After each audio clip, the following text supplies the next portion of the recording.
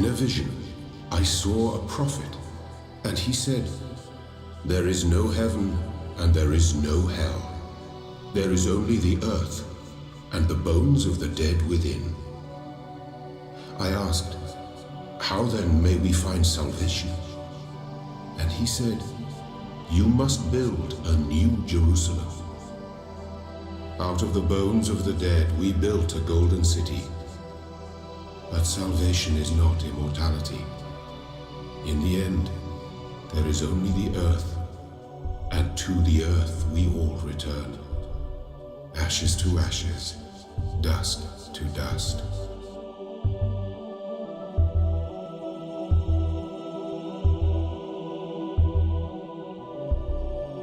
Welcome to the credit video for Let's Play Road to Gehenna, the DLC chapter for the Talos Principle.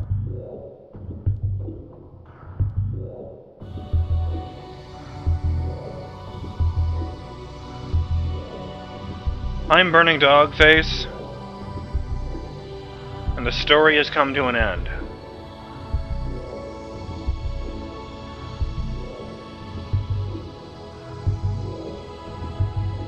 It might not be the best ending that we could have asked for.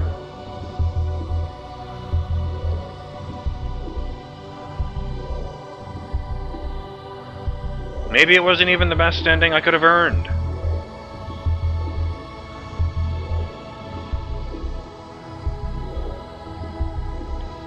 Maybe there would have been more bandwidth if I'd passed that logic test and gotten all the stars.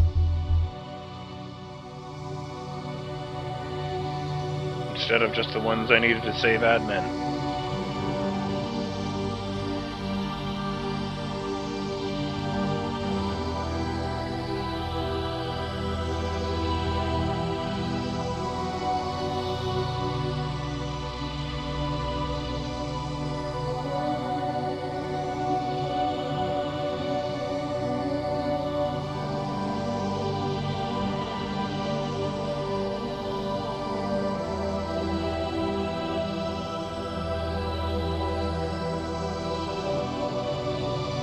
But I'm not sorry.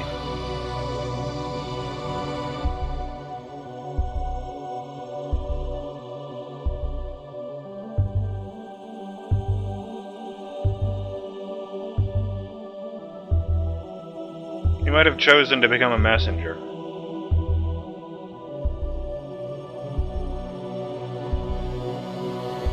But Uriel was the most human of all of us.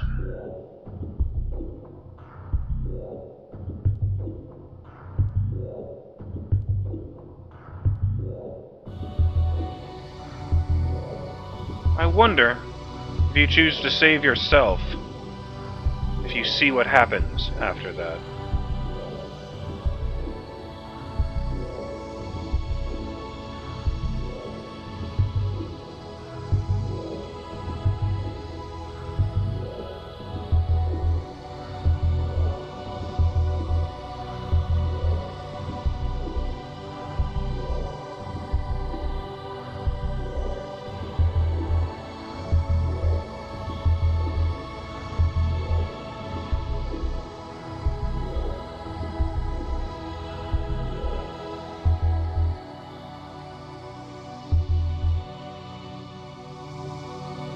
I like to think they were printed to bodies of their own. It did mention the Soma Talos project.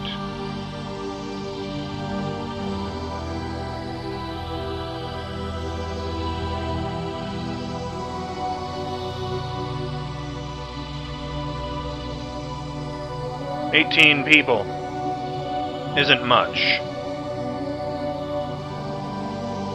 for Alexander to build a world with. 19 including himself.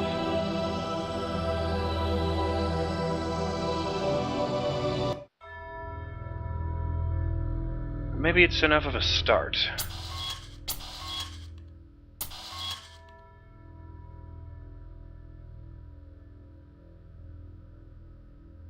No, let's not go into there. Okay.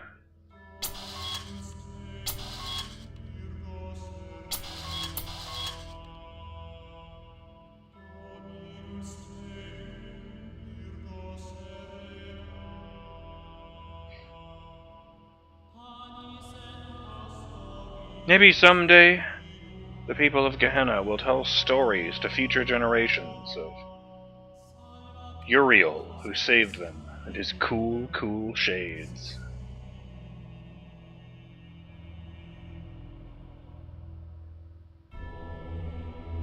I am curious about the stars, but I don't think I'm going to drag it out and, He's moving. I didn't notice that before. He's standing still, but he's moving.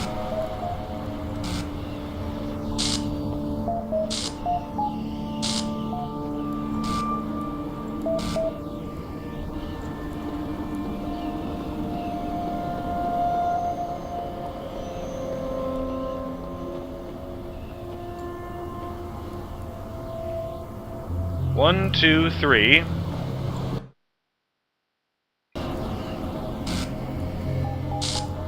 Four.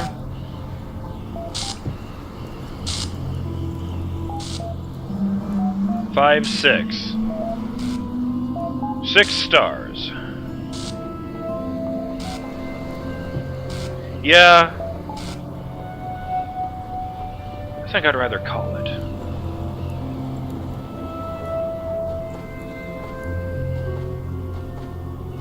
It may not have had a happy ending, but then...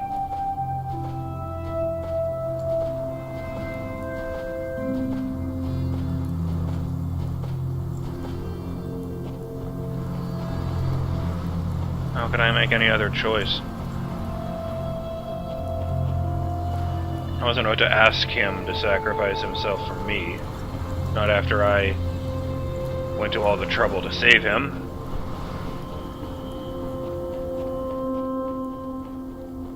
And why would I leave him to die with me if he could be saved? No. I'm satisfied with that. I accomplished my mission.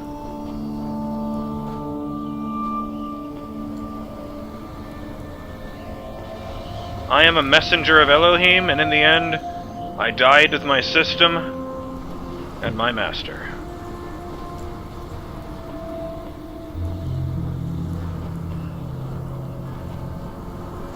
Well, with any luck, the next game I play won't be quite so philosophical, or at the very least, a bit more cheery. We can look forward to something a bit more cheery, maybe. I mean, I don't know. I know what it is. And, cheery, maybe not, but, you know, at least it'll be different from this. So,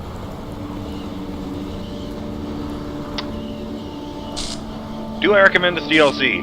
Absolutely. If you liked the Talos Principle, you know, if you played the Talos Principle, absolutely check this one out.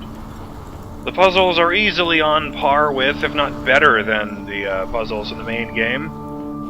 It's shorter by enough that it doesn't wear out its welcome the way the main game did. And it's up to exactly the same level of polish as the main game, which surprises me. It's, you know, I mean, I remember a lot of the time, like, the DLC chapters in Castlevania Lords of Shadow 1 and in DMC, the DLC chapters used animated, 2D animated cutscenes instead of 3D rendered cutscenes in order to save on dollary dues. But the production values here were just as high as in the main game, complete with the same level of ludicrous Easter eggs and fiendishly hidden stars. And they do lose the audio logs. You know, the only spoken dialogue in this is the speech by Elohim right at the beginning and right at the end.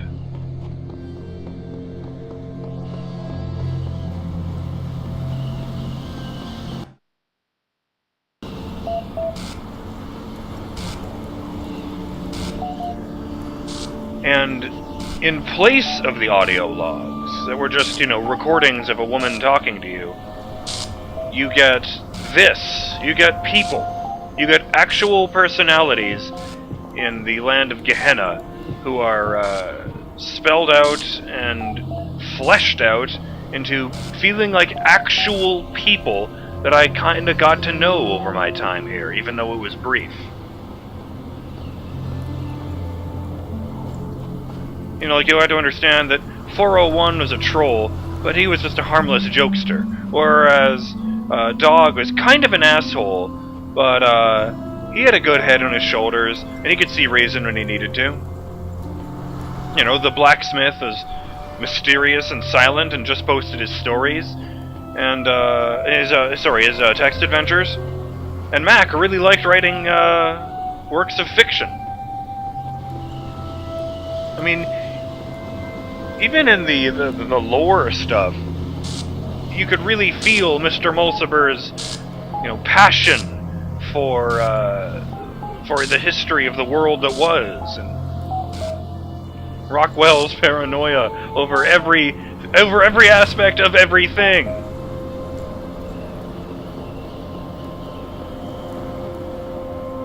Like, they did a fantastic job fleshing out these characters. I said at the end of the Talos Principle that the Serpent was one of the most interesting characters I'd encountered in a video game. And, he was just words on a screen. Well, all these people were just words on a screen, but they still felt real and fleshed out like actual people, and that made this experience so much more rewarding than just a bunch of blank slates of names on them.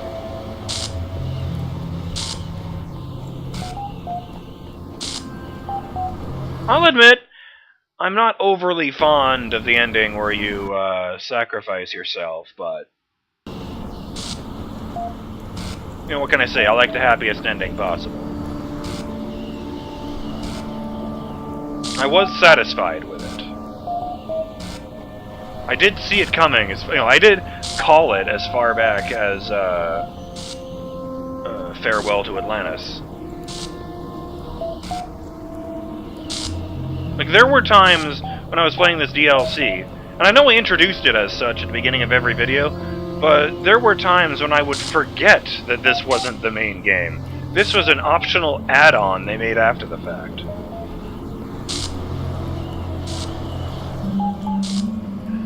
So, yes.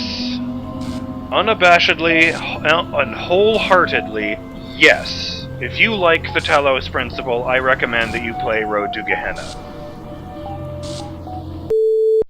Since I had a jump cut here anyway, I thought I would include this thought that didn't occur to me during the credit video. A friend of mine mentioned it to me when I was telling him about the ending.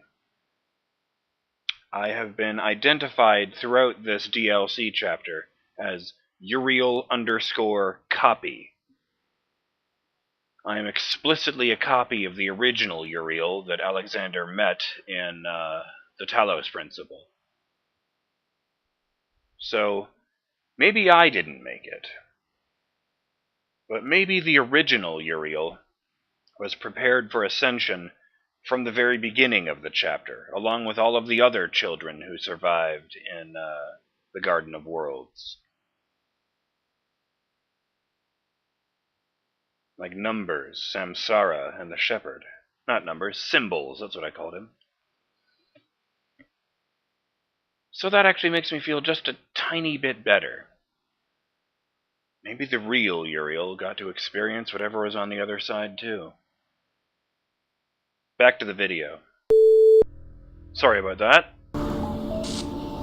Now, all that being said, time has come to say goodbye. Both of this chapter, and most likely to the Talos Principle in general, since it sounds like Prototype might not be something I want to look at. Maybe someday down the line I'll just take a look at it to see what it is, but if it really is just 100 random puzzles in a row, I don't think I'd be staying with it very long. It really is the story of this stuff that's keeping me here. Oh, and allow me to say that, now that I've experienced this, I'm genuinely curious about going back and experiencing, Serious Sam. I went into this thinking, how hard can a puzzle game be if it's designed by, the people who are most famous for a mindless action game? But now I'm thinking, how mindless can an action game be if it's designed by the people who made the Talos Principle?